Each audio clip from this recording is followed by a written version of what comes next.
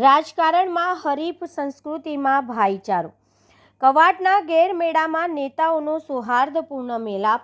છોટાઉદેપુર જિલ્લામાં યોજાતા સુપ્રસિદ્ધ કવાંટ ઘેર ફેર દરમિયાન આજે એક અનોખું દ્રશ્ય જોવા મળ્યું, જેને લોકશાહી અને સામાજિક એકતાનું સુંદર ઉદાહરણ ગણાવી શકાય. રાજકીય રીતે એકબીજાના હરીફ મનાતા જસુભાઈ રાઠવા ભાજપના સાંસદ અને ચૈતર વસાવા આમ આદમી પાર્ટીના ધારાસભ્ય મેળામાં સામસામે આવ્યા, ત્યારે બંને વચ્ચે કોઈ રાજકીય કડવાશ જોવા મળી નહોતી અને બંને નેતાઓએ ઉષ્માભેર એકબીજાને ગળે લગાડી શિષ્ટાચાર વ્યક્ત કર્યો હતો. આ દ્રશ્યએ સ્પષ્ટ સંદેશ આપ્યો છે કે રાજકીય વિચારધારા અલગ હોઈ શકે, પરંતુ સમાજ અને સંસ્કૃતિના મુદ્દે તો સૌ એકસાથે ઊભા રહી શકે. આજના સમયમાં જ્યારે સોશિયલ મીડિયા પર રાજકીય ખેંચતાણ વધી જાય છે, ત્યારે આ ઘટના જાહેર જીવનમાં મર્યાદા અને પરસ્પર સન્માનનું મહત્વ યાદ અપાવે છે.